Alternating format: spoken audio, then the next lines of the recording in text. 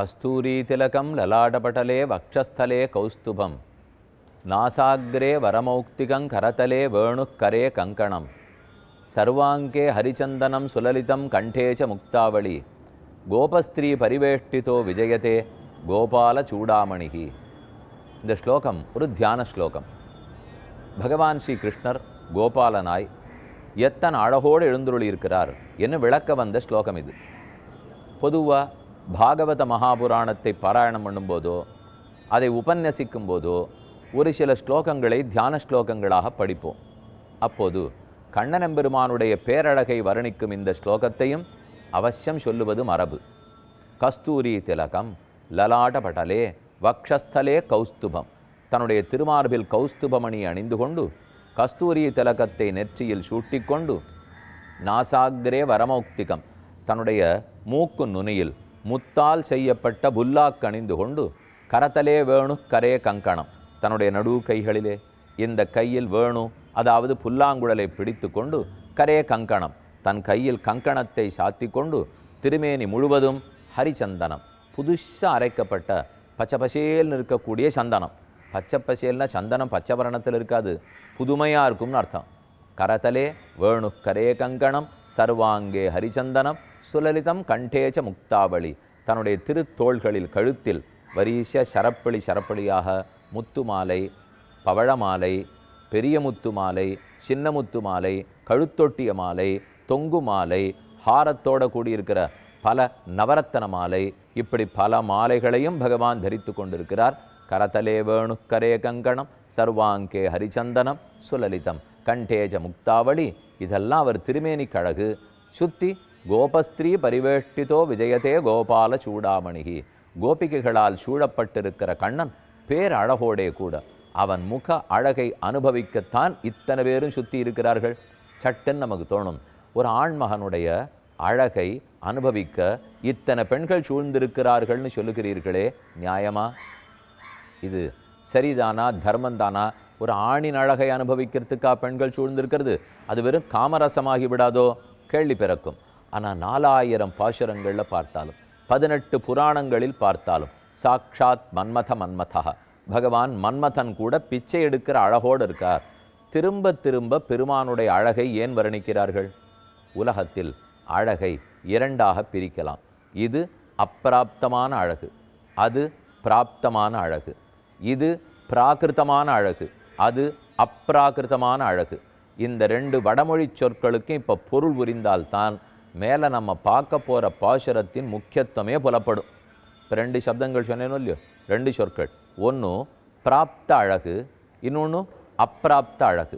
பிராப்தம்னு சொன்னால் நமக்கு பொருந்துவது, நமக்கு ஏற்றது, நமக்கு கொடுத்து வச்சது. அப்பிராப்தம்னு சொன்னால் நமக்கு கொடுத்து வைக்காதது, நமக்கு பொருந்தாதது, நமக்கு ஏற்காதது. இது ஏற்கும் இது ஏற்காதுன்னு இல்லையா? வாசப்படியில் குழந்தைய உட்காந்து வச்சுருக்கோம். ஆறானு ஏதானு மிட்டாய் கொடுத்து விடலாம். அம்மா உடனே சொல்லி வைக்கிறா, இன்னன்னார் கொடுத்தா வாங்கிக்கோ, இன்னன்னார் கொடுத்தா வாங்கிக்காதே. அப்போ மிட்டாய் முக்கியமாக தெரியல, இப்போ யார் கொடுக்குறாங்கிறது முக்கியமாக எடுத்தோம் இல்லையோ. பொதுவாக உலகத்தில் என்ன சொல்லுவோம்? யார் கொடுத்தான்னு பார்க்காதே, கொடுத்தது என்னான்னு பாரு. ஆனால் இப்போ என்ன சொல்லித்தரோம்? ரயில்வே பெட்டியிலெல்லாம் போட்டு வச்சுருக்கா பாருங்க, யாரானு பிஸ்கோத்து கொடுத்தால் சாப்பிட வேண்டாம், மிட்டாய் கொடுத்தால் சாப்பிட வேண்டாம்.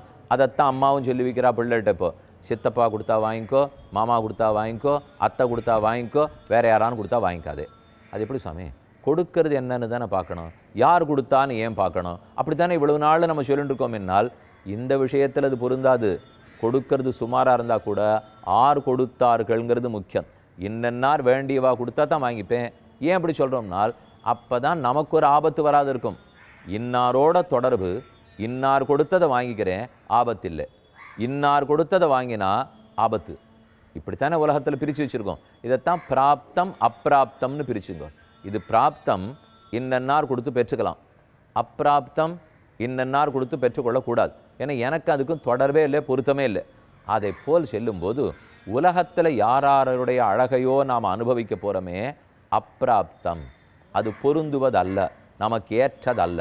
பகவானுடைய அழகை அனுபவிக்க போகிறோமே, பிராப்தம், அது பிராப்தமான அழகு, அது நமக்கு பொருந்தக்கூடியது, ஏற்கக்கூடியது. ஆனால் மற்ற பேருடைய அழகு அப்பிராப்தமான அழகு. இதை நான் சொன்ன உடனே உங்களுக்கு என்ன சந்தேகம் வந்துடும்? அது என்ன சுவாமி நீராக முடிவு பண்ணிக்கிறீர்? நான் என்ன செய்யணும்? இப்போ இதை ஏன் பிராப்தங்கிறீர், அதை ஏன் அப்பிராப்தங்கிறீர்? கொஞ்சம் விட்ட இடத்துக்கு வருவோம். மிட்டாயை இன்னார் கொடுத்தா வாங்கிக்கோ, இணையார் கொடுத்தா வாங்கிக்காதே. அம்மா குழந்தைக்கு ஏன் சொல்லி வச்சா? சாப்பிட்டால் ஆபத்து. அதுதான் பிரிக்கிறதுக்கு காரணம். இப்போ இன்னார் கொடுத்து சாப்பிட்டா ஆபத்து, இணையார் கொடுத்து சாப்பிட்டா நல்லது. அதனால தானே பிரித்து விட்றா.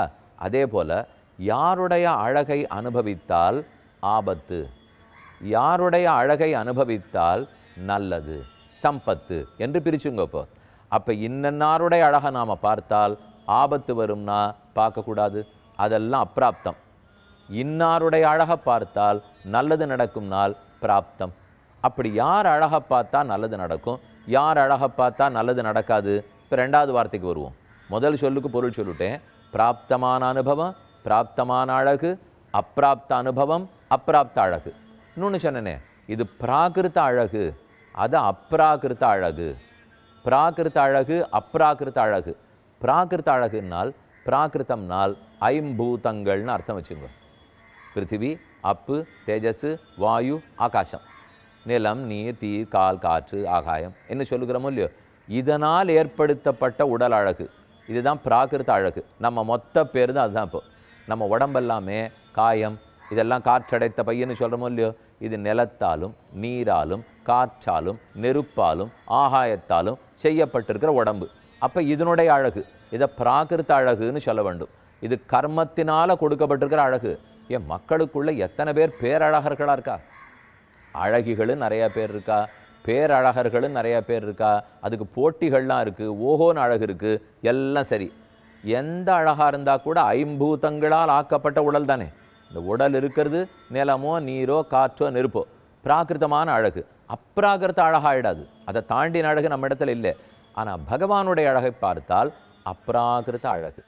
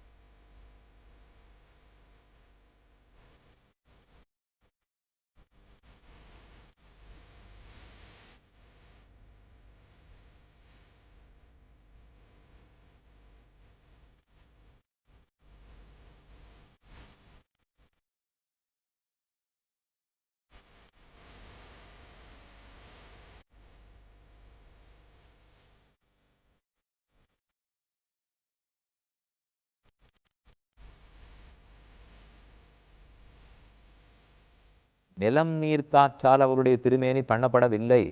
இது எதுவுமே பிராகிருத்தமே அல்ல. பிராகிருத்தம்னு சொல்லிட்டால் முக்குணங்கள் இருக்கும், சத்துவகுணம், ரஜோகுணம், தமோகுணம். இந்த மூணுடைய கலவை தான் நம்முடைய உடம்பு.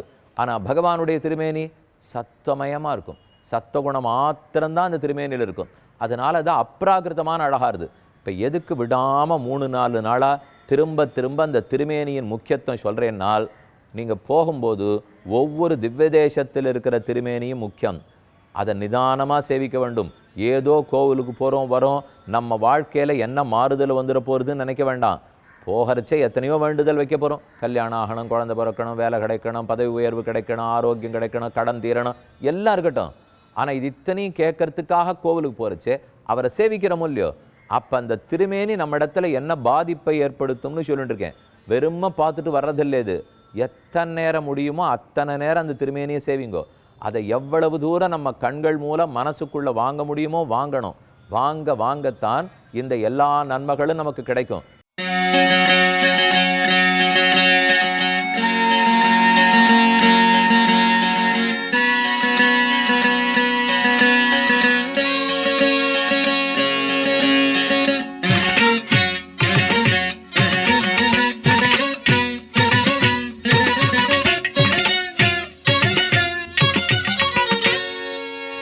நன்மை பார்த்தோம், புலனடக்கம் வரும்னுட்டு. இன்னைக்கு சொல்லிட்டு இருக்கிறது ஏதோ ஒரு ஆணினுடைய அழகை போய் பெண்களெல்லாம் பார்க்கலாமான்னு சொன்னால் இது ஏதோ ஆண் அல்ல, யாரோ பெண் அல்லர், பிராப்தமான பந்து. பிராப்தம்னு சொன்னாலே பொருந்தது, உகந்தது, நான் வாங்கிக்கக்கூடியது. ஏன்னா என்னை படைத்தவராச்சேவர், அதனால தான் அவருடைய அழகை சேவிக்கிறேன். படைத்தவர்னா அப்போ அப்பாவான்னா இருப்பார். பொண்ணு போய் அப்பாவோட அழகை பார்ப்பாளானால் பெருமான் ஒரு உறவு மட்டுமல்லர், அவர் தான் கணவனாகவும் இருக்கார், அவர் தான் தந்தையாகவும் இருக்கிறார். நீங்கள் உடனே கேட்கலாம், அது என்னமா சொல்லுவீர்? தந்தையாகத்தான் இருக்க முடியும், கணவன் கணவனாகத்தான் இருக்க முடியும், பிள்ளையாகத்தான் இருக்க முடியும் என்னால் ஒத்துக்கிறேன். ஆனால் கணவனுக்குள்ள அந்தராத்மாவா பகவான் இருப்பாரே, மனைவிக்குள்ள அந்தராத்மாவா பகவான் இருப்பாரே, மகனுக்குள்ள அந்தராத்மாவா பகவான் இருப்பாரே. அப்போ இந்த ஒவ்வொரு உறவுக்குள்ளையும் தான் இருக்கிறபடியால் அத்தனை உறவும் காரியமும் அவரால் ஆகும். ஆனால் இது எந்த குறையும் இல்லை, பொருந்தாமல் இல்லவே இல்லை. எல்லா உறவாகவும் பகவானே கொள்ளலாம். எத்தனை உறவுக்கு என்னென்ன கைங்கரியம் பண்ணுமோ மொத்தமே அவனிடத்தில் நாம் செய்யலாம். இந்த உறுதி நன்னா பக்தர்களுக்கு முதல்ல வர வேண்டும். யாரோ ஏதோ 2 கேள்வி கேட்டுட்டதுக்காக அலண்டுபடக்கூடாது. அவன் அழகாக கண்டிப்பாக சேவிக்கணும். அப்படி தான் கோவிலுக்கு போகிறோம். அப்போ கோவிலுக்கு போகும்போது நன்னா கண்ணை திறந்துண்டு சேவிக்க வேண்டும். கண்ணை மூடக்கூடாது.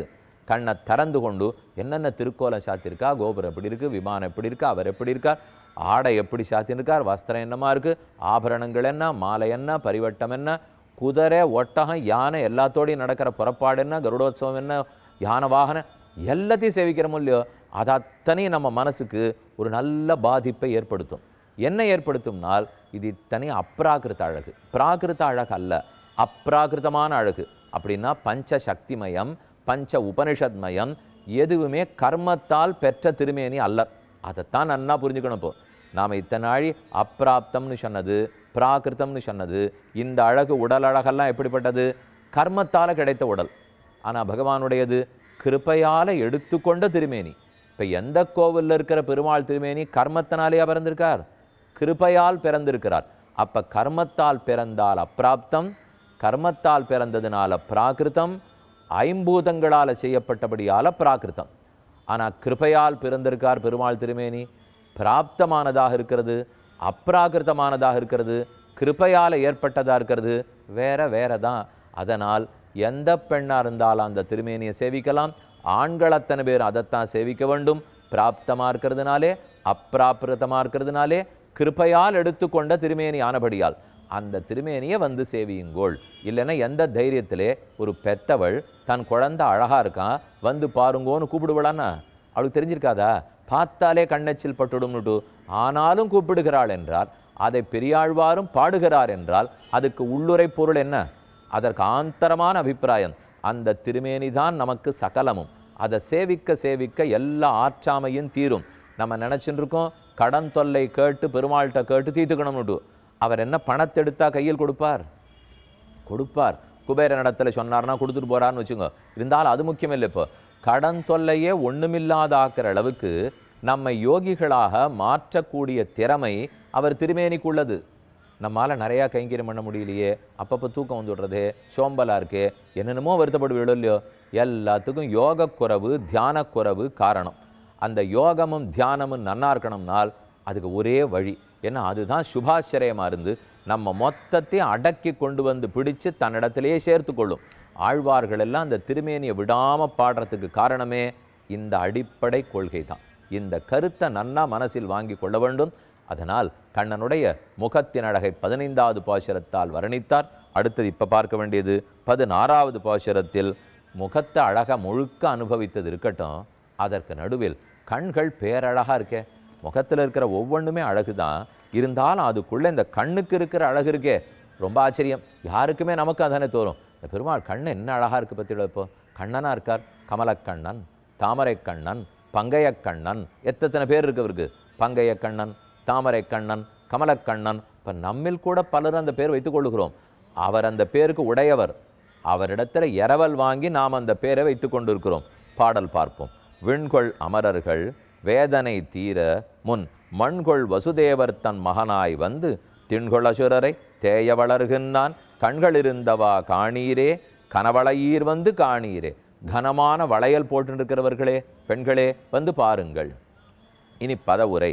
விண்கொள் அமரர்கள், ஆகாயத்தில் சொர்க்கலோகத்தில் இருக்கக்கூடிய அமரர்கள், தேவர்கள் எல்லாம் சிறைப்பட்டு விட்டனர். அதாவது அசுரர்களிடத்தில் அகப்பட்டனர்.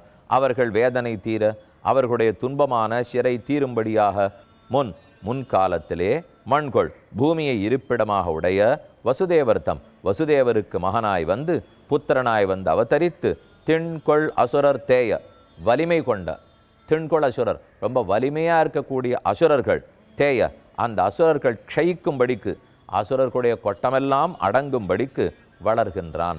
பகவான் வளர்கிறார். அவர் வளர வளர கண்களும் வளர்கின்றன. இப்போ கண்ணு நன்னா வளருமானால் சின்ன குழந்தைக்கு என்ன அளவில் கண் இருக்கும்? குழந்தை பெருசாக பெருசாக கண்கள் வளர்ந்துட்டே போகும் இல்லையோ?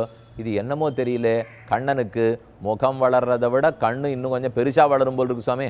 அவர் கண்ணு ஏன் அவ்வளவு வளர்ந்துருக்குனால் கரியவாகி புடபரந்து மிளிர்ந்து செவ்வரி ஓடி நீண்டவ பெரியவாய கண்கள் என்னை பேதமை செய்தனான்னு திருப்பாணாழ்வாருடைய பாசுரம். அந்த கண்ணு வளர வளரத்தான் உலகத்தையே தனக்குள்ள வைத்து காப்பாற்றிட முடியுமா. அதுதான் அவருடைய கண்களின் பெருமை. கண்கள் இருந்தவா காணீரே, அந்த கண்ணனுடைய கண்ணழகு எப்படி இருக்கு பாருங்கோ. கனவளையீர் வந்து காணீரே, நல்ல பொன்னால் சொரணத்தால் தங்கத்தால் ஆக்கப்பட்ட வளையல்களை அணிந்தவர்களே, பெண்களே வந்து பாருங்கள் என்ன இந்த இடத்துல கூப்பிடுகிறார்.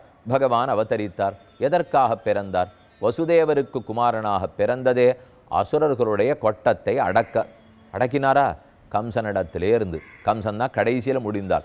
அதுக்கு முன்னாடி எத்தனை அசுரர்கள்? பூதனா, சகடாசுரன், திருநாவர்த்தாசுரன், வத்சாசுரன், கபித்தாசுரன், அதே மாதிரி அரிஷ்டாசுரன், அகாசுரன், பகாசுரன், தேனுகாசுரன், எத்தனை அசுரர்களை முடித்தார்.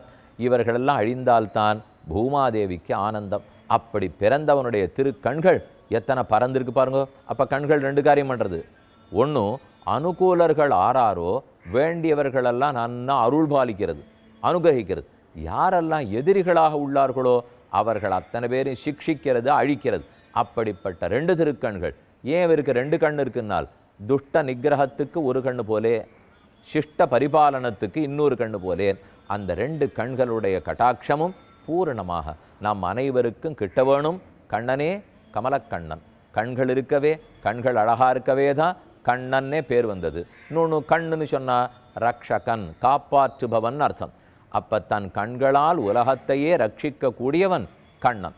அந்த கண்ணனின் கண்ணழகை இன்றெல்லாம் சேவித்து கொண்டிருப்போம். அடுத்த அவயவத்துக்கு நாளை செல்வோம்.